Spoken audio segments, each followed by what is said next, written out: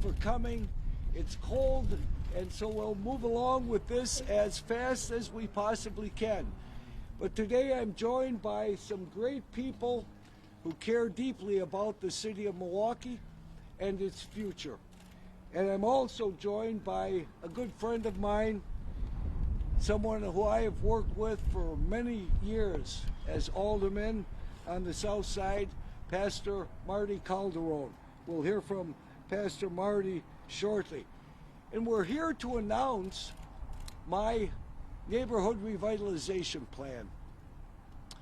For far too long, for a good 20 years now, I would say, Milwaukee has had a downtown-centric development strategy. Now, every one of us here, and I'm certain most every citizen throughout Milwaukee, wants a vibrant, prosperous, exciting downtown. That goes without saying. But we can't do that at the expense of our neighborhoods. And sadly, I believe that has been the case. We have neglected our neighborhoods across Milwaukee. And Milwaukee has always been known as the city of neighborhoods. We need to ensure that we do our absolute best to ensure that our neighborhoods are thriving, are prosperous, are safe. And so I've offered this strategy today.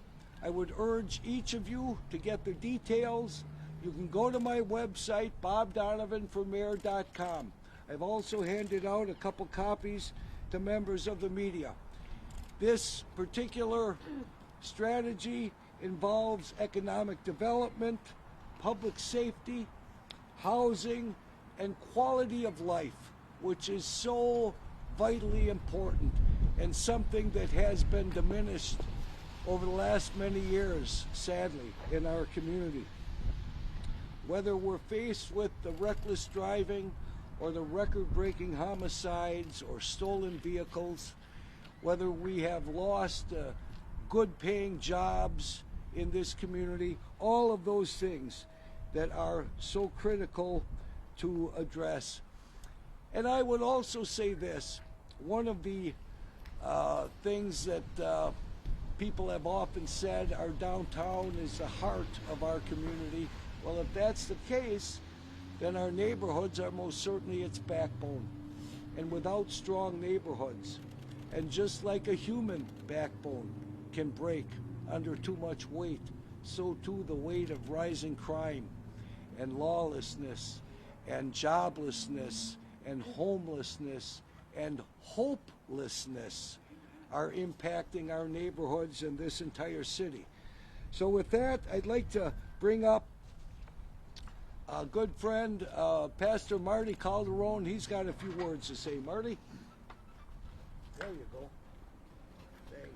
Thank you, thank you, Bob. So you used to call him Alderman Donovan. What an honor to be here, being able to stand next to a man of integrity, a man who will change the city when he's in office as the mayor. I've worked side by side with Bob Donovan for many years. We have gone into neighborhoods where crime was infested, and by us being a beacon for that neighborhood and being able to build relationships with people in that neighborhood, we were able to see neighborhoods change, and that was by the work of Bob Donovan in his automatic district, and being able to provide resources for us to be able to be there for people in the community. I've seen it right in front of my eyes, of being able to see a neighborhood be revitalized with the resources of Bob, resources of the faith-based community, of other community organizations on the south side of Milwaukee, and also with law enforcement, and how we were able to all come as one and be able to show support for people in the neighborhood. And then not only do we see such a change in the neighborhood, we started to see then people within the neighborhood take responsibility and pride for where they live. And this is the man to get the job done. Bob Donovan, as our next mayor, I know we will see change in this city. I have faith in his plans. I have faith in him working side by side, again, with the faith-based community, with community organizations, law enforcement, and many other entities. So I say, Bob Donovan, people, if you're hearing us right now, look into his plans, look into his outcomes, look into the things he has accomplished as his terms as alderman.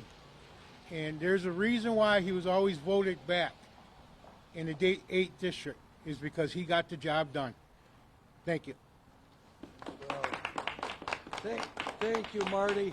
And I just want to recognize Malcolm Hunt. Malcolm is currently a clergyman in the city of Milwaukee, formerly a Milwaukee police officer. And Malcolm has done a great job. Oh, yes, yes. Malcolm brings a lot to this community because of his experience in law enforcement. And he's got a letter here from John Norquist thanking him for his community policing efforts when he was a member of the Milwaukee Police Department. I want to emphasize this, folks. We've got many challenges in Milwaukee. We have many challenged neighborhoods. We want to work closely in partnership with the members of our clergy that is so critical to turning around our neighborhoods, and I am committed to doing that. And I will simply end by saying this: if not this plan, then what? If not this plan, then what? Because my opponent is offering nothing. He is a good talker, but I am a much better doer. And that's precisely what we need in the city of Milwaukee in leadership. So I'd be more than happy to handle any questions. Are there any neighborhoods in particular that would be a top priority if you are elected? Well, certainly. I want to work with members of the Common Council. We have got our fair share of a lot of neighborhoods that need revitalization.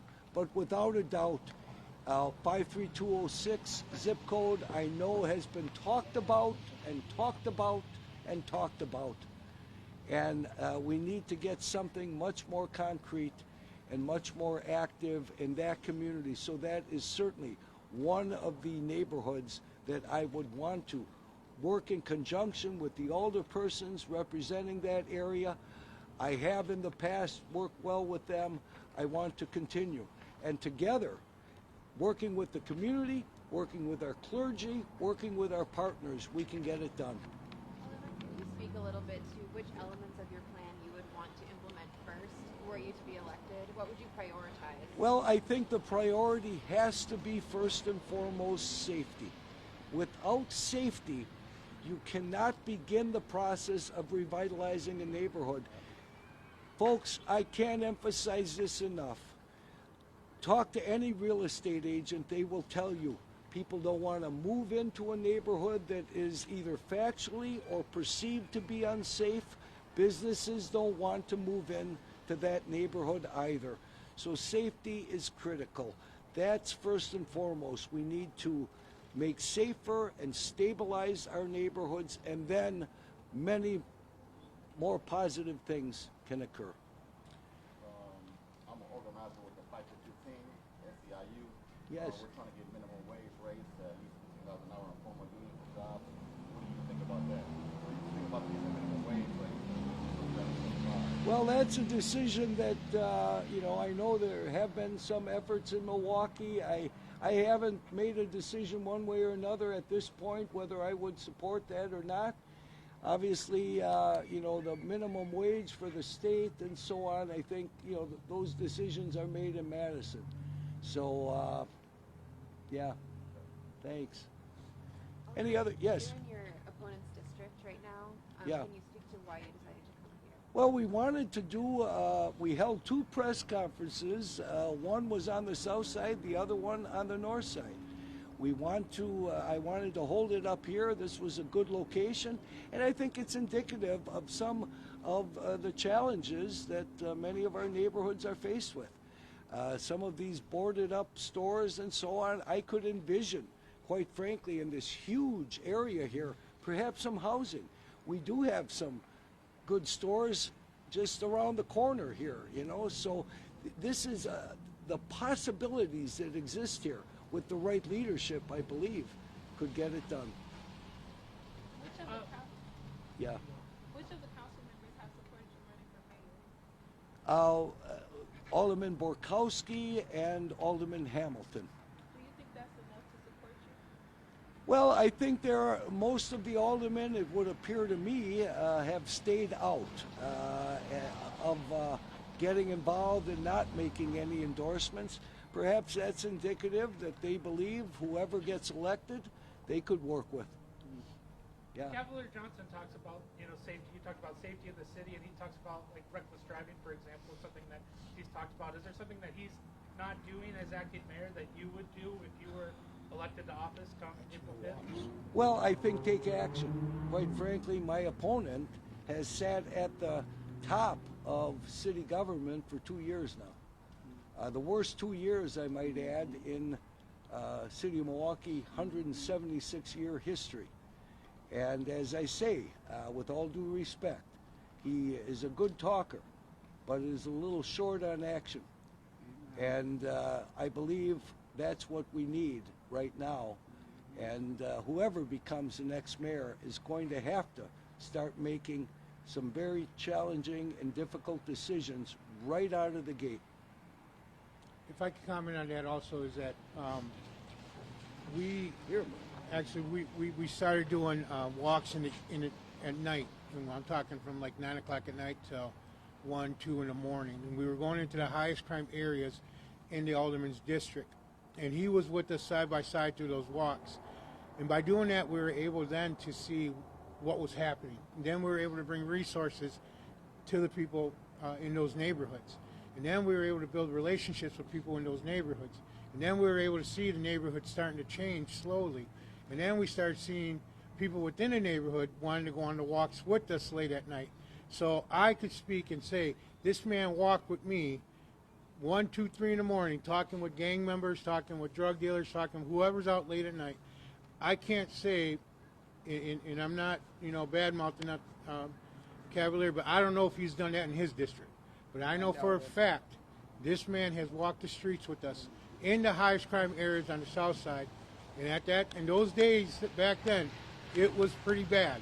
And this man walked with us, and we were able to really change some neighborhoods on the south side of Milwaukee. Which neighborhoods? We were over there off of 21st, 22nd, and Scott. We're over there off of Mitchell Street. We were over there off of Greenfield, Lincoln. I mean, we were all up in his district where those neighborhoods were pretty infested with a lot of violence. thank you. Any other questions? If not, let's go and warm up. Thank you all for coming. Appreciate it very much. And thank all of you.